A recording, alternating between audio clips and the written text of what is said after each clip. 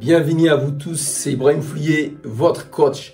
Dans cette vidéo des conseils, je vous présente des thèmes très importants, des méthodes importantes, c'est-à-dire pendant l'hiver. Nous sommes maintenant en fin de novembre 2024. Il fait froid déjà, il a neigé cette semaine et on a rentré un début, c'est la fin de l'automne, mais c'est pratiquement l'hiver. Ça caille, donc vous coureurs, vous devez être très courageux parce que pendant la fin de l'automne et début de l'hiver et tout l'hiver, c'est votre travail foncier que vous allez faire, vos entraînements, vos longues sorties et tout ce qui est foncier, c'est-à-dire ce qui est important pour votre entraînement au cross et pendant la saison estivale. Donc, ce qu'il faut faire attention pendant l'hiver, c'est déjà votre équipement. Je ne vais pas vous conseiller d'acheter tel équipement pour le moment. On mettra dans une prochaine vidéo. Mais il faut quand même mettre un minimum de gants, un bonnet. Il faut mettre aussi le haut du corps. Il faut bien se couvrir pour ne pas prendre du froid. Vous mettez des collants longs ou bien un survêtement léger pour que vous puissiez vous entraîner. Et il faut boire énormément d'eau, beaucoup d'eau, entre 2 litres et 3 litres. Dans la journée, il faut boire aussi quand vous travaillez. Si vous étudiez, vous étudiez. Ou si vous êtes retraité, vous êtes retraité. Mais vous buvez en dehors de l'entraînement. Vous buvez pendant l'entraînement. Vous buvez après l'entraînement. Donc, ce qui est important, c'est l'équipement. Très important à ne pas négliger. Ce qui est également aussi important, c'est l'eau, l'hydratation. Il ne faut pas attendre que vous arrivez à avoir comment on appelle des urines rouges ou pâles. C'est déjà trop tard, c'est-à-dire il manque de l'eau. Donc il faut se ravitailler, comme on dit dans le jargon de courir à pied. Il faut boire dans la journée, il faut boire le soir. Et même si après vous aurez envie d'uriner, c'est pas un problème, mais ça évite, voilà, ça vous hydratez votre corps et ça vous évite le blessure.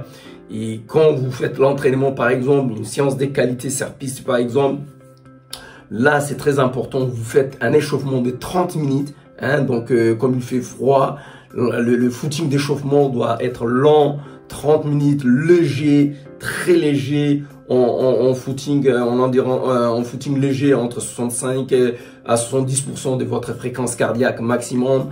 Il faut bouger tranquillement votre footing d'échauffement. Il faut faire des étirements légers et dynamiques. Il faut faire le gamme comme vous le savez. Hein. Il faut les gammes entre 10 à 15 minutes. Le talon fesse, vous faites sur 80 mètres. Le foulée bondissante, le montée des genoux. Et tout ça, quand vous le faites, vous répétez 3-4 fois.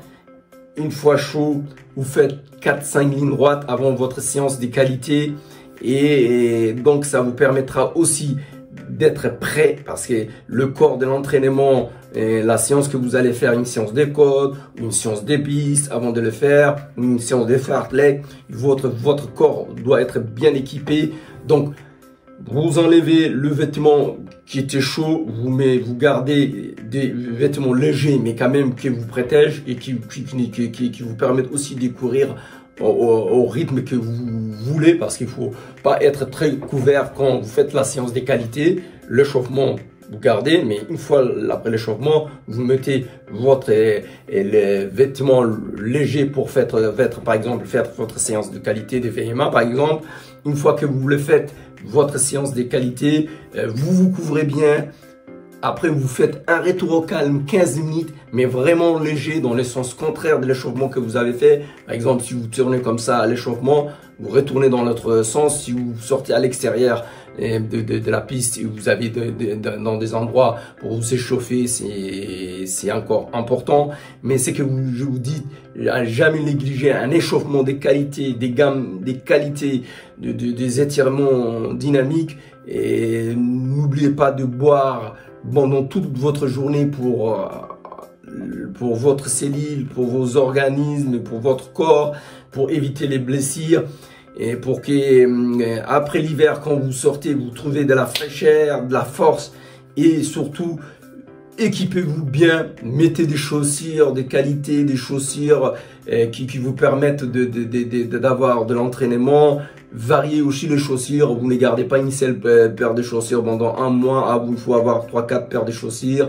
Comme ça, selon les entraînements, que vous vous entraînez en forêt, que vous vous entraînez sur piste, que vous faites une séance des côtes, changez aussi des chaussures qui vous convient très bien. Il y a tout le prix, hein. Je ne vais pas vous citer là actuellement, mais c'est que je vous dis, l'entraînement de l'automne et de l'hiver, c'est ce qui paye énormément pour un athlète, quel que soit le niveau. La progression, ça se joue quand il fait froid, quand tout le monde n'a pas envie de s'entraîner, quand tout le monde reporte et dit la séance demain, après-demain et tout ça. Vous, je sais que vous êtes courageux, que vous êtes sérieux, que vous avez ce que vous suivez dans cette chaîne, tout le programme qu'on vous sorte.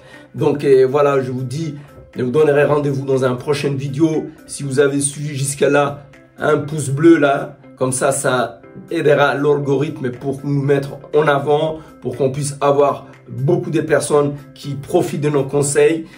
Si vous n'êtes pas abonné, abonnez-vous. Conseillez à vos voisins, à vos cousins de s'abonner pour qu'on puisse continuer à vous aider et à vous conseiller des conseils pratiques, hein, et qui vous permettra de performer, de progresser et d'être de grands champions. Et partagez dans vos réseaux sociaux, que ce soit sur Facebook ou quel que soit sur Twitter ou là où vous avez. Et donc, ce que je vous dis, je vous donnerai rendez-vous dans une prochaine vidéo où je vous parlerai de programme d'entraînement. Cette vidéo servait également aussi à vous conseiller parce qu'il y a les entraînements que vous faites régulièrement selon vos programmations. Il y a aussi les conseils qui sont très importants que je vous donne dans cette vidéo, puisque il faut pas oublier l'équipement, hein. L'équipement, ce sont les chaussures, les baskets et tout ce qui suit, les gants et tout ça. Et il y a tous les prix que vous trouvez dans les magasins du coin. Et je vous donne rendez-vous dans une prochaine vidéo. Je vous dis bon cross, bonne préparation et à la prochaine vidéo. Bye bye. Merci. Au revoir.